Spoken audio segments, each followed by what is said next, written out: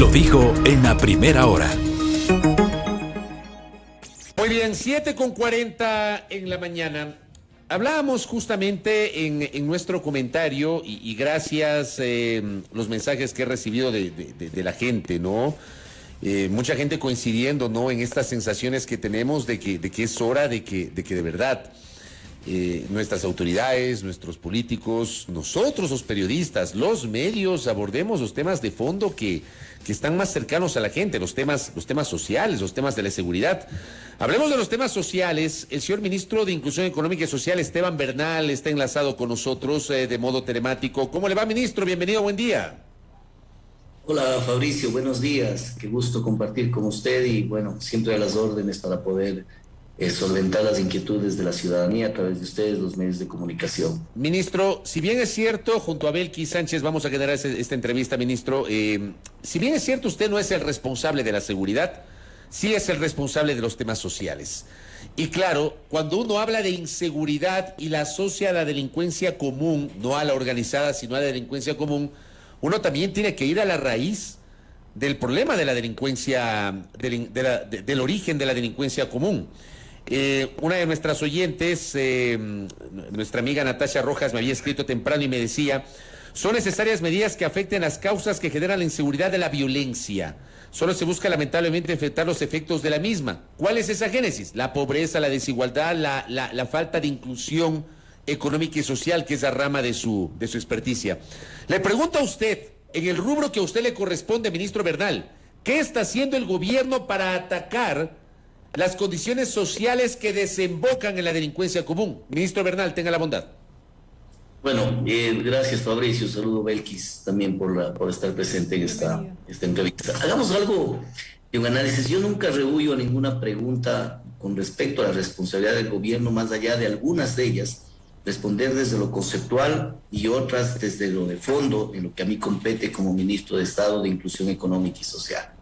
Mire, Fabricio, yo creo que los análisis de lo que vive un país, no solamente el Ecuador, en América Latina o en el mundo, tienen que ser vistos desde una perspectiva estructural y no coyuntural. Y si hablamos de eso, usted ha tocado algunos temas de carácter sensible que efectivamente motivan la realidad que en un momento dado vivimos en el Ecuador. No crea que la inseguridad marca un territorio distinto a partir del inicio del gobierno del encuentro.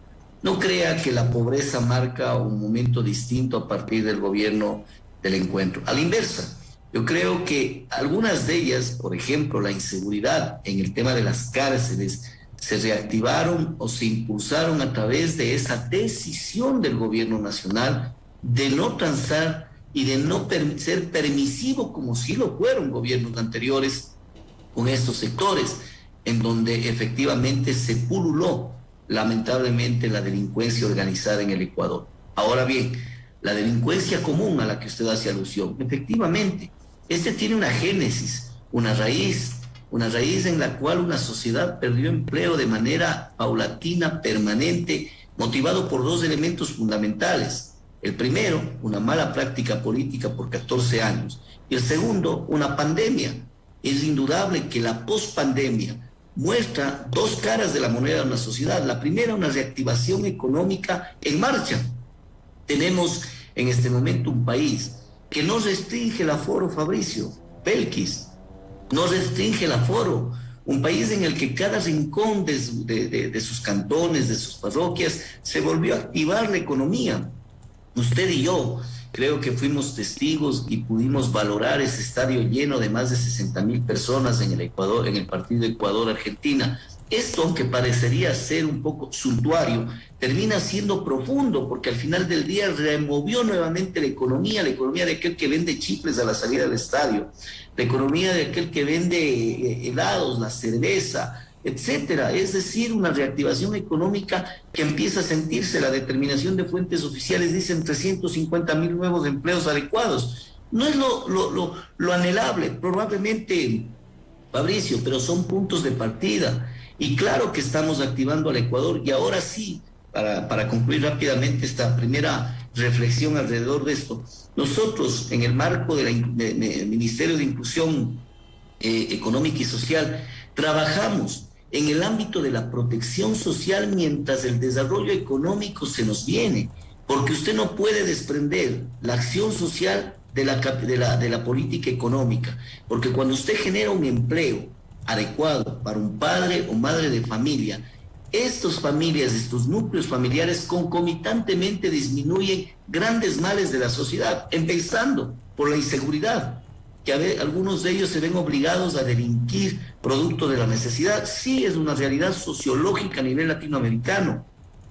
Disminuimos desnutrición crónica infantil, que es un grave mal que tiene el Ecuador y que ningún gobierno, Fabricio, ninguno, ha sido presidido por el presidente un programa para disminuir la desnutrición crónica infantil como lo llevamos adelante con el presidente Lazo. Estamos hablando del 30% de nuestros niños de 0 a 2 años con desnutrición crónica infantil, la segunda porcentualidad más alta de la región, solo por debajo de Guatemala, por encima de Haití, por encima de Venezuela. Veamos los niveles de dificultad que tenemos en este ámbito, y le decía, con un empleo adecuado, un padre concluye finalmente, disminuye desnutrición, inseguridad, que fue el punto de partida de esta pregunta, desnutrición crónica, mendicidad, trabajo infantil, migración, y etcétera, etcétera. Por eso, la mejor política social se llama empleo. Pero siempre las fuerzas políticas generan dificultades, no concluyen con el anhelo de un gobierno como el nuestro, pero sí frenan la vertiginosidad con la que debemos avanzar, como por ejemplo cuando frenaron la ley de inversiones. Esa es la realidad, Fabricio, y reitero, perdóneme haberme alargado mucho, soy muy respetuoso del diálogo en una entrevista, pero quiero decirle que mientras aquello avanza, nosotros tenemos que generar protección social, pero también generar alternativas y oportunidades. Por eso damos créditos de desarrollo humano, impulsamos la entrega de bonos a los sectores más necesitados, hemos hecho una actualización de la base de datos de bonos y de esta forma ampliamos el círculo de atención social que es la responsabilidad de mi cartera de Estado. Ministro, buenos días. Le saluda Belkis Sánchez. Mi ánimo no será desconocer las acciones que se ejecuten desde su cartera de Estado, pero sí quisiera detenerme un momento en este análisis que estamos realizando. Es cierto que no se puede desconocer el impacto que ha dejado la pandemia y que poco a poco se ha procurado una reactivación del país desde el punto de vista de lo económico. Sin embargo, la sensación que existe es que seguimos responsabilizando a gobiernos anteriores respecto de la situación actual de nuestro país. Estamos próximos a cumplir ya el primer año de este gobierno, el próximo 24 de mayo, e insisto, esa es la sensación que muchos ciudadanos tienen, seguir responsabilizando a los gobiernos anteriores. ¿Por qué el gobierno actual no termina de tomar las riendas? ¿Qué pasó, por ejemplo, con el ofrecimiento de miles de empleos? En esta misma mesa de trabajo hemos tenido la oportunidad de dialogar con economistas, con expertos que coinciden en que no hay una política económica clara, por ejemplo. Yo creo que entrar de mi parte, que además no me corresponde, no soy el ministro de la cartera de Estado pertinente, en tecnicismo sobre datos en los cuales yo le puedo demostrar que la economía ha tenido una recuperación enorme, en donde usted tenía un país como Venezuela, como Perú, que tenía un promedio de inversión extranjera directa de 9.700 millones de dólares en el año 2020. En Colombia, que tenía una inversión de 11.700 millones, y Ecuador tenía 400. Hoy tenemos 2.700 millones de dólares de inversión, lo cual quiere decir que se genera una confianza para que esto empiece a generar empleo como tal. Hablarle de la recuperación de más de 350.000 fuentes de empleo no es poca cosa, luego de lo que usted acaba de reconocer, una pospandemia que no es fácil para nadie. Creo que ha habido un tema que inclusive ha sido muy ingrato por parte de un sector de la sociedad política del Ecuador, el no reconocer el haber sido líderes en un proceso de vacunación que hoy nos tiene, como les había dicho hace un momento, en un proceso de reactivación económica. Véame, Belkis, yo me encantaría dejarle mayores números y decirle, mire, esta es la otra realidad, pero también hay que contrastar sobre las dificultades a las cuales nos sometemos. Usted presenta una ley de inversiones y la Asamblea Nacional le da la espalda no al gobierno, le da la espalda al pueblo ecuatoriano. Si usted presenta una alternativa para que la vertiginosidad con la que usted demanda existan mayores fuentes de empleo, con la que la sociedad a la que mi ministerio preste el servicio, porque yo recorro el país, yo soy uno de los ministros que mayor tiempo de mi actividad semanal estoy en territorio. He recorrido ya 19 provincias en mis 7 meses de gestión, en donde estoy directamente con la gente de mayor vulnerabilidad. Y claro, se demanda empleo. Aquella persona que vende o tiene su pequeño emprendimiento, pero no le alcanza para poder mantener a su familia, cuando converso como ministro con ellos, como ciudadano, me dicen, necesitamos el empleo. A ellos hay que preguntarles si se llama precarizar cuando le decimos, permíteme que una empresa te contrate por 4 horas y no por 8. Y él dice, feliz de la vida, perfecto, y vendo mis chifles y tengo mi fuente de empleo. Pero pregúntese en una asamblea si reflexionan sobre la base de realidades ciertas, tangibles, que yo sí las vivo cuando recorro el país con todo el cordón humanitario que lanzamos en eventos. Además, hay un tema que seguramente los buenos analistas, y a quien respeto enormemente, que debieron haber compartido en su panel, no evaluaron también. Este debía haber sido, no tengo la voz oficial para así afirmarlo, pero creo yo, por haberlo vivido, uno de los inviernos más crudos que ha tenido el Ecuador en los últimos años. 33 puntos neurálgicos en el país, 12 de los cuales generaron damnificados, miles de damnificados. Y no solamente con respecto a la época invernal, tenemos el socavón de Nabón, ¿no? En que lamentablemente existe una burbuja en la parte céntrica y está botando abajo todo un pueblo y una ciudad en mi provincia de La Suay. Tuvimos el socavón de Zaruma, hemos tenido el sismo en Esmeraldas. A eso súmele 8 eventos catastróficos como la Gasca, como el tema de Maná, como el desbordamiento del río Coca, como el problema de Chimbo, de Guano, etcétera. Me quisiera expandir en decir en donde hemos tenido que llegar con la ayuda humanitaria del gobierno, que también forma parte de esa realidad. Y ustedes no le han visto al presidente cuando usted decía, con toda reflexión, con todo su punto de vista, no debíamos acusar al gobierno anterior. Estoy de acuerdo. Y le digo que yo lo que hago es reflexionar hechos suscitados que generaron unas consecuencias dadas y que las vivimos. Lo que pasa es que daría, ministro, perdón que le interrumpa, daría la impresión de que ese discurso de responsabilizar a Moreno, a Correa, o sea, a los gobiernos anteriores, como que ya se desgastó. O sea, ya la gente quiere que ustedes van a tener un año el próximo mes, el primer año de gobierno, y ya la gente quiere ver en realidad acciones correspondientes a este gobierno, ministro Bernal. Y lo hemos demostrado. Creo que le acababa de dar algunos datos relacionados con la nueva realidad de la economía, sobre todo sobre lo más sensible, la generación de empleo. Le he dado datos en los cuales no acuso al gobierno, pero sí menciono a actores políticos que frenan insanamente el desarrollo del país, motivados de argumentaciones tibias, yo diría triviales, cuando dicen precarización del empleo y no entienden que la persona que vende chifles, y perdón someterme a ese ejemplo, pero es el que mencioné hace un momento, sí quiere un empleo más flexibilizado y no se preocupa de tecnicismos políticos en los cuales sí acerta. Pero yo le doy la razón, Fabricio, yo no entro en el detalle del mire esto, lo que pasó, yo hago una valoración previa para entender en una reflexión actual, o podríamos dejar de lado lo sucedido en 2 años con pandemia. Imposible, ¿verdad? Yo no creo que ninguna reflexión periodística le invite al entrevistado a decir, ya deje la pandemia, ese es un tema que ya lo vivimos, ahora hay que ver lo que hacemos. No, yo creo que todos reflexionamos. Lo diferente es cuando tocamos las malas prácticas políticas y ahí sí le decimos, yo creo que eso ya se desgastó. Yo en lo personal creo que ambos hechos generan un antecedente para analizar lo que hoy nos pasa. Pero yo voy a ser reflexivo sobre lo por usted solicitado. ¿Qué hemos hecho? En materia económica la había mencionado. En materia social, con usted mismo, por la generosidad que han tenido de invitarme, hemos reflexionado sobre el proyecto, tabla de pensiones alimenticias para adultos mayores, el proyecto de abrazo de adopción, que jamás fue tocado en este país y que me siento orgulloso de decirle que los primeros resultados se empiezan a dar. Tenemos niños y niñas adoptadas en un tiempo récord de 6 meses, de 8 meses, cuando los procesos de adopción han durado 3, 4, 7 años. Usted dirá, son temas un poco aislados de la realidad que vive el Ecuador. No, son los más importantes, porque hablamos de la población más sensible de este país, que se llama los niños y las niñas. aquellos que están en casas de acogida. Siempre he dicho e invitado, y hago la invitación tanto a Belkis como a usted, cuando les pueda yo acompañar, porque tienen que tener una autorización pertinente. Vayamos a las casas de acogida, miremos a aquellos niños que pasan años en esa casa de acogida sin obtener su derecho a tener un calor humano, una familia.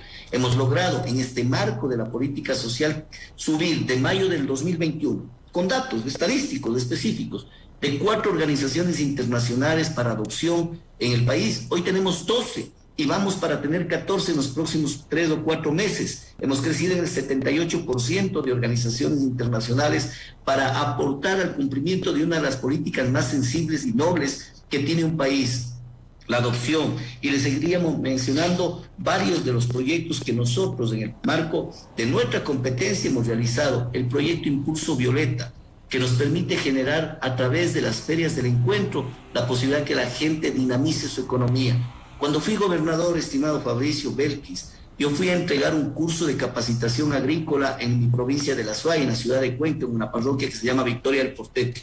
Llegué, habíamos entregado el curso y la señora, doña Estelina, se acercó donde mí, ¿no? Y subió al escenario y dijo: gobernador, no me enseña a producir lo que yo ya sé, pues yo sé producir en la tierra. Ayúdeme a vender porque se me muere la manzana bajo el árbol. Ahí entendí que hay otro tipo de política que hay que emprender y hoy lo pongo en práctica aquí en el ministerio. Damos créditos de desarrollo humano, impulsamos capacitación, ponen su emprendimiento y hasta ahí llega el Estado. No, hay que ayudarles a vender y eso ha mejorado la calidad de vida de miles de mujeres, porque hemos creado más de 300 ferias del encuentro en donde la gente comercializa ese pequeño emprendimiento de venta de aceite de coco, de venta de chifles, de venta de manillas, en las cuales compro las manillas ahí en las ferias del encuentro. Como ve, hay temas tangibles, pragmáticos, que son analizables y que siempre estaré abierto para poder profundizar con ustedes sin duda alguna, mi estimado Fabricio. Le voy a trasladar una pregunta que es interesante, que acabo de recibir de una de nuestras oyentes.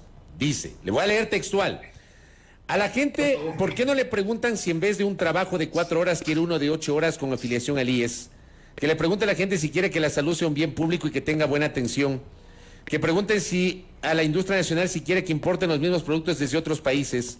Que le pregunten a la gente si quiere andar tranquila por la calle sin peligro que lo asalten o lo maten. Estas son preguntas tal cual he leído, ministro Bernal, que me escribe una oyente. ¿Qué le parece?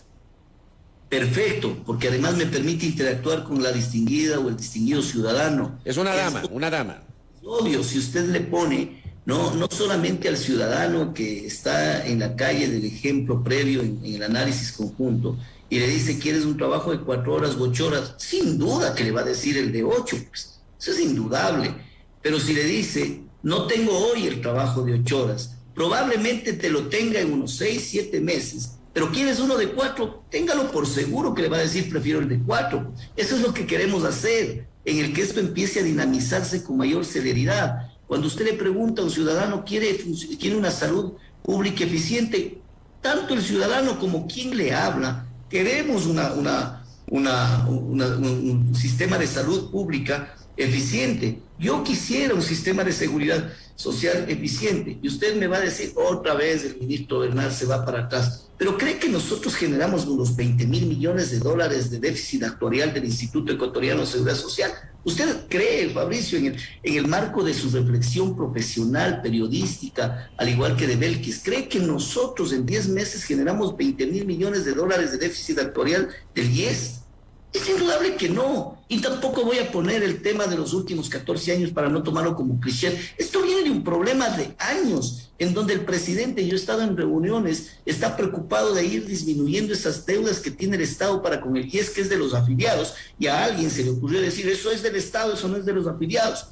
Vea usted, no es que quiera regresar, es que hay que analizar. El que no conoce el pasado no proyecta el futuro. Y por lo tanto yo estoy de acuerdo con el ciudadano que mencionó esto, y le digo con el corazón: por supuesto que van a querer. Yo mismo les he preguntado, todos queremos una mejor salud pública. Y ojo, porque en la pregunta parece que no entendí, probablemente me equivoco. Existe de por medio esa probabilidad de llevar, y no privada.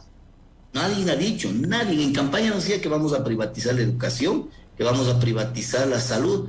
Y no hay ni indicio siquiera de que aquello pase. Lo que buscamos es reforzar de manera permanente. Y yo vuelvo nuevamente a mi tema que sí me compete, lo social. A los mismos ciudadanos que hacía la pregunta, ¿ustedes quieren que exista un mejor abrazo social del gobierno nacional? Sí, señor, por eso hemos actualizado. ¿Y sabe qué hemos hecho, Fabricio? Hemos ingresado más gente de los que han salido, pero sí ha habido inclusiones y exclusiones. Seguramente a su medio de comunicación y a varios en el país, porque me ha tocado frentear esto, porque ha sido una decisión en el marco del cumplimiento de lo que el presidente prometió en campaña. ¿Han salido gente beneficiaria del bono de desarrollo humano? Sí, señor. Han salido quienes han estado en el DECID 7, 8, 9 y 10 y han ingresado, ¿sabe quién? En el 1, 2, 3, 4. La primera etapa fue 85,000 nuevos núcleos familiares que ingresaron y 45,000 que se fueron. Los que se fueron llaman, indudable, porque se quejan. Los que ingresan nadie llama a decir muchas gracias, pero está bien. Ese es el trabajo social. Me refiero al intercambio periodístico que a veces tengo en todo el país. Y yo le digo, cuando me fui a Montalvo con el presidente Lasso, por estos temas relacionados con el invierno, mi equipo de comunicación estuvo previo ahí y nosotros tuvimos que ir por tierra. Y se fueron a comer algo en un restaurante. Y la señora les reconoció porque estaban con el logotipo del MIS y dijo, devuélvanme el bono. Empezaron a auscultarle y finalmente la señora dijo, es que con el bono ajustaba la cuota de la casa que estoy construyendo al lado. Entonces ahí entendí que habíamos dado misión cumplida, porque efectivamente quienes salieron son los que no deberían recibir el bono y que entraban con un abanico en otras épocas, ¿no? En época de elecciones, y cuando esto se entraba en crisis cerraban nuevamente, y en ese abrir cerrar se quedaba gente que sin merecerlo recibía el apoyo del Estado, y se iba gente que hoy volvió a estar dentro de la base de datos, que necesitándolo no recibía el apoyo del Estado, Mauricio. Ministro Bernal, para finalizar, ¿qué tipo de acciones desplegaron ustedes en Esmeraldas luego del sismo de hace un par de semanas que justamente provocó afectaciones, y también el deslave en Sayahuasí? Entiendo que ustedes...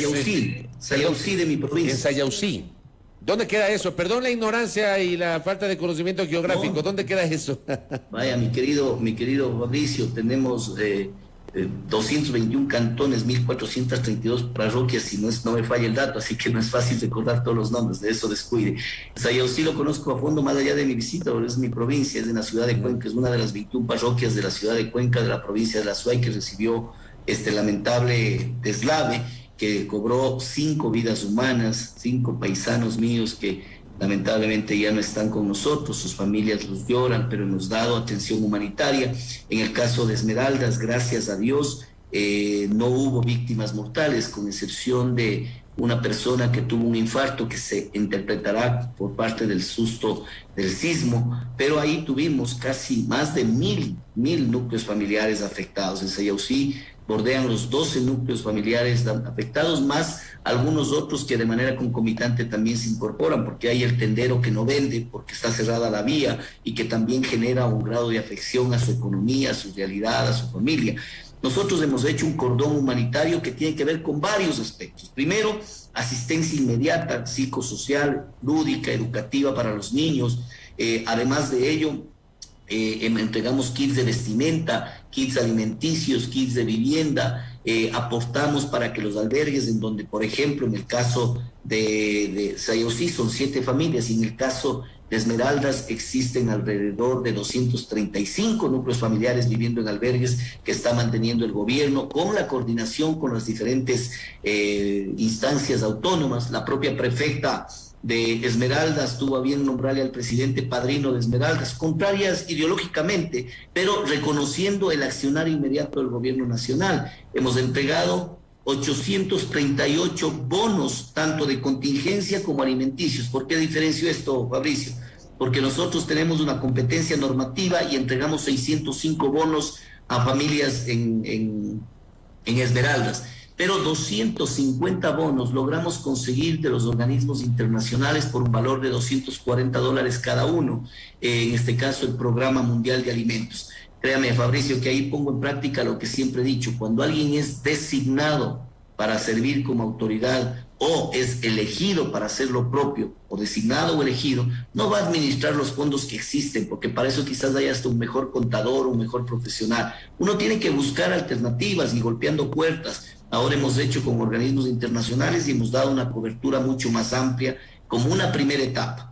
Más de 1.200 núcleos finalmente serán los afectados y damnificados que identificaremos en este lamentable sismo que vivió Esmeraldas, pero que sepan los hermanas y hermanos esmeraldeños que el Estado y el Gobierno Nacional está con ustedes. Ministro, en un minuto brevísimo, no quiero dejar de preguntarle esto porque el otro día entrevistamos aquí al director de Clear Report, una empresa encuestadora, Francis Romero, y entiendo que a usted lo han medido como posible precandidato a la alcaldía de Cuenca. ¿Usted está pensando eventualmente en ser candidato a las próximas elecciones, ministro Bernal? Mire, yo soy un parte y un engranaje de este gran proyecto en el que creo y valoro el liderazgo del presidente Lasso. Yo estaré donde me necesite la sociedad. ¿Usted no descarta? Si mi ciudad demanda la posibilidad de poder servirlo, sería un honor. Pero no es un tema que hay que decidirlo. Hoy estoy entregado 300%, no 100, 300%, aunque sea una regularidad económica, porcentual y estadística, pero a lo que es el Ministerio de Inclusión Económica y Social. Correcto. Esteban Bernal, ministro, gracias por la gentileza, que tenga un buen día. Gracias, mi querido Fabricio, un abrazo, Belkis, gracias, Fabricio. Gracias, Esteban Bernal, ministro de Inclusión Económica y Social, con su visión sobre los temas sociales. Primera plana. Todas las noticias, todas las voces.